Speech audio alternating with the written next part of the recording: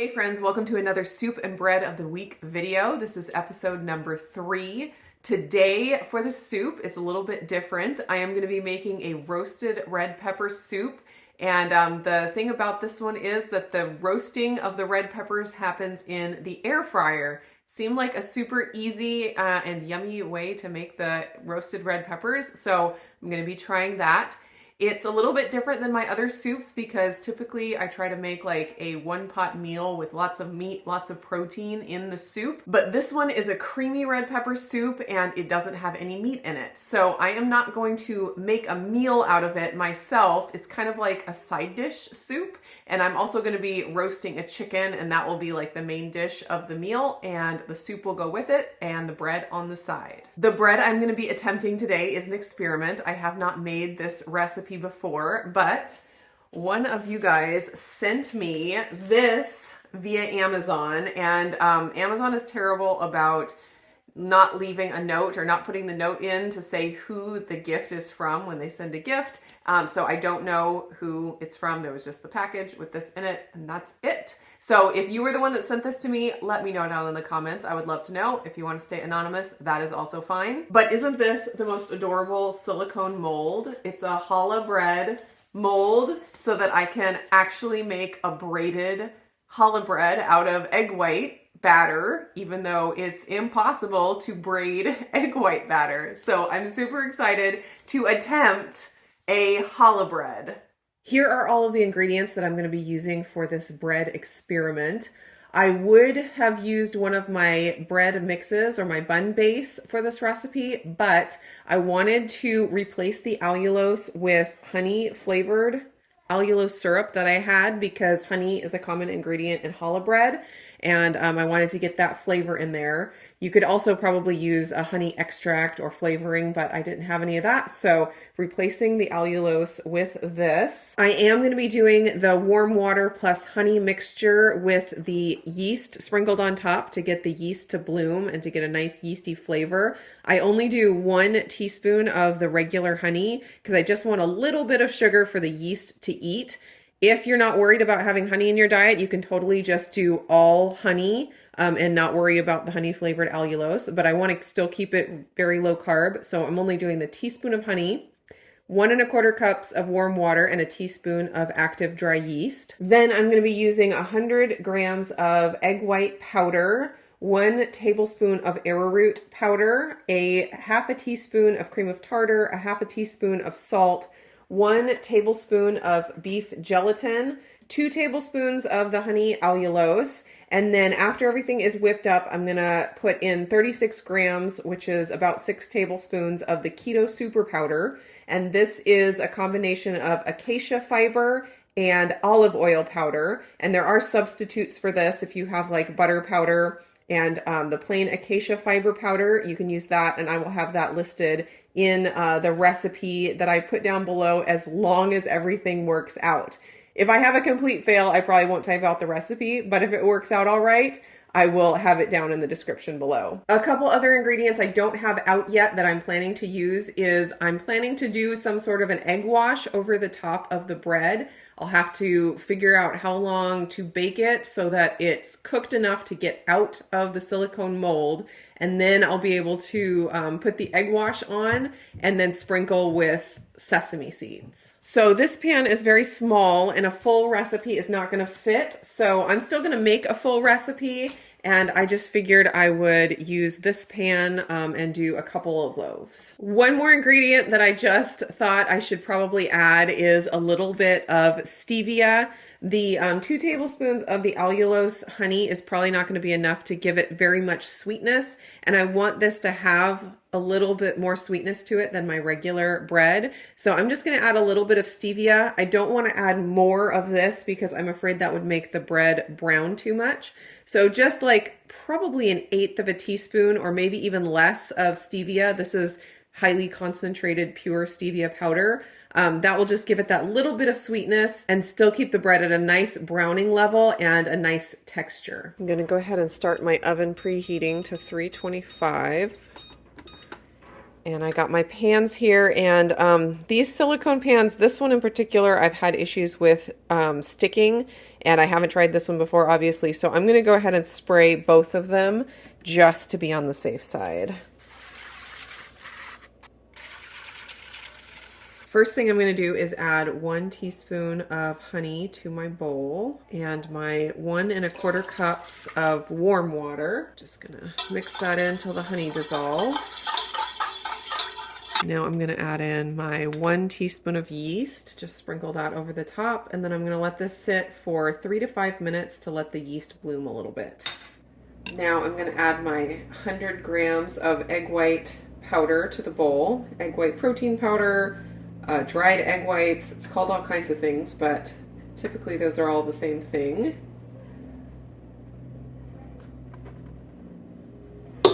Next, I'm going to add 1 tablespoon, which is about 10 grams, of the beef gelatin powder. Any unflavored gelatin should work. 1 tablespoon of arrowroot starch, arrowroot powder, arrowroot flour. They're all the same thing, and that should be about 8 grams. 1/2 teaspoon of cream of tartar, 1/2 teaspoon of salt. And I'm going to just do 1/16 of a teaspoon of the stevia. This is a 1/8 teaspoon spoon, but I'm just going to fill it up halfway.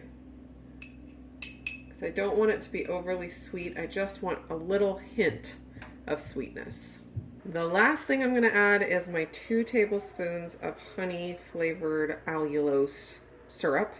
And I've never used a liquid allulose in my bread before, so this will be a good experiment. I've never heard anyone say that it didn't work, so hopefully it'll be fine. That was almost 40 grams of the allulose. Oven is preheated, very convenient.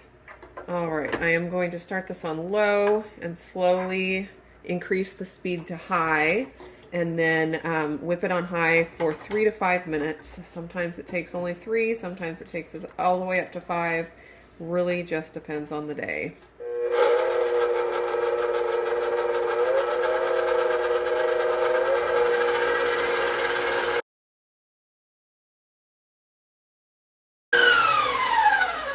Took about 4 minutes today. Now I'm going to add in my Keto super powder, olive oil powder plus acacia fiber, 6 tablespoons, which is 36 grams.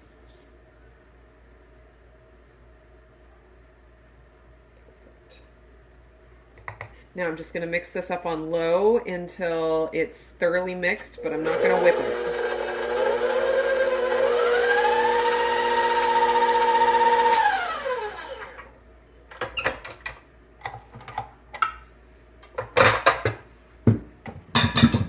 Okay, now I'm going to try to carefully fill these, and so there's not some huge air bubbles in the bottom. That would be ideal. And I'm going to have to play with the cooking time and kind of just watch it and see like when I dare to take it out and try to get it out of the mold. That's going to be the tricky part, I think. And I don't want it to like mound up a lot. You know, like normally I'd want my loaf of bread to have a nice round top, but this is going to be the bottom of the loaf, so I don't want to overfill my pan.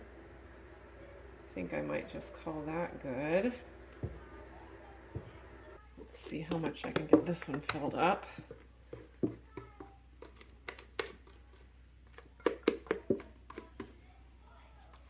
It's not going to be all the way full, but I think it'll be plenty to get a nice loaf.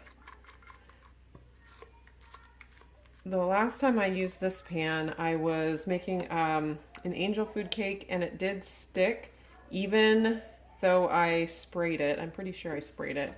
So hopefully it'll work better this time.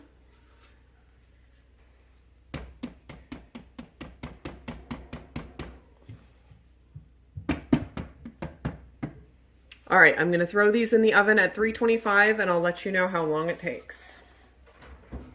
Here are the ingredients for the soup. The first thing that I'm going to do is roast my red peppers in the air fryer. So I have 3 large red peppers, and I'm going to be tossing them with olive oil and salt and pepper.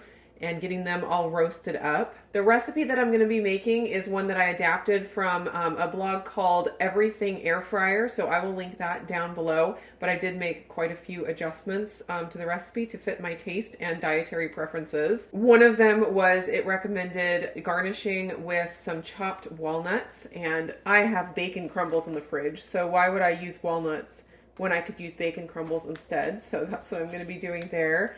I have 2.5 cups of chicken broth, 1 very small onion, some fresh basil, and the recipe called for heavy cream, but I'm going to keep it dairy-free by using coconut milk. My air fryer is preheating as per the instructions on the Everything Air Fryer blog, preheating to 360 degrees, and I'm just going to toss these red bell peppers with 2 tablespoons of olive oil.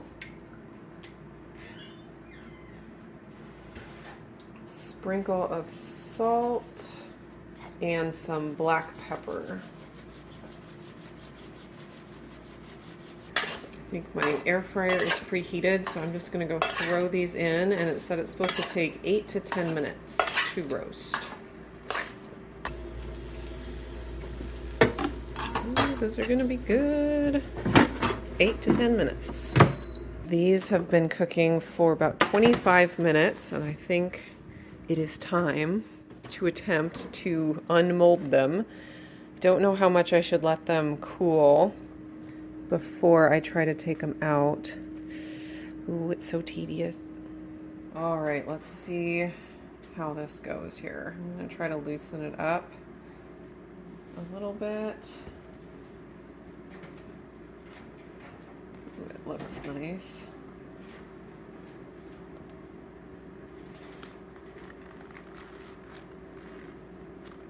Don't crack. Sticking a tiny bit.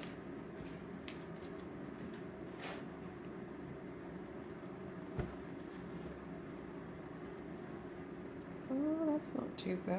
Oh, there we go. Oh, that looks pretty good.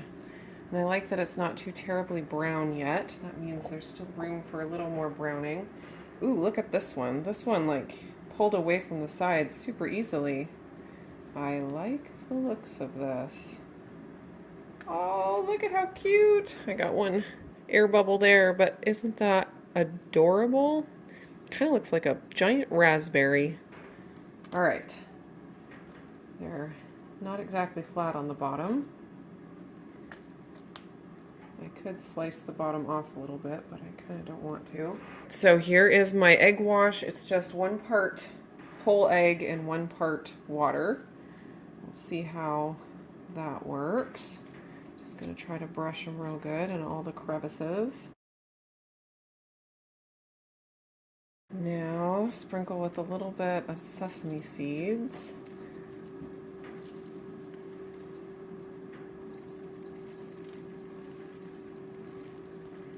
All right, now I'm going to put it back in the oven. I'm not sure how long it'll take. I'm just going to watch it and see when it looks brown enough.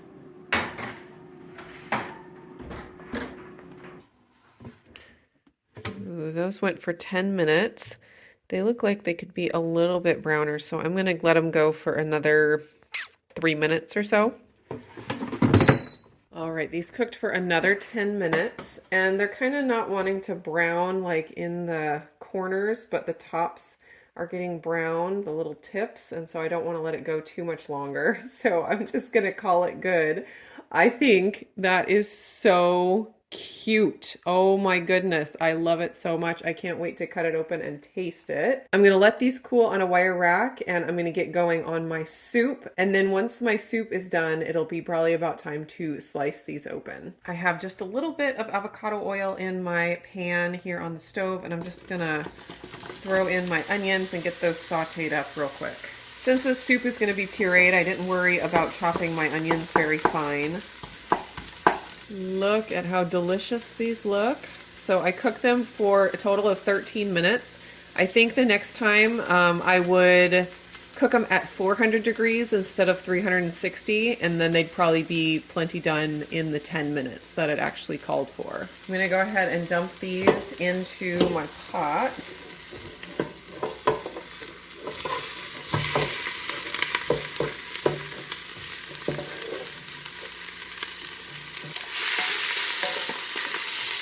And I'm going to throw in my 2.5 cups of chicken broth, half a teaspoon of black pepper, 1 teaspoon of salt, my 1 cup of basil leaves, fresh basil leaves, and half a cup of coconut milk.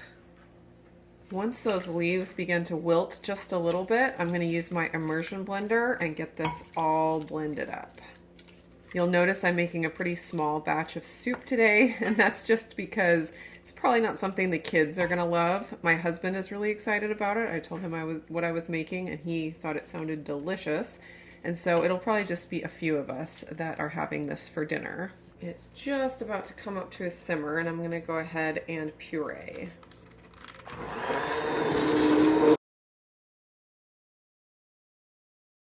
And that really is all there is to it. This soup comes together super fast.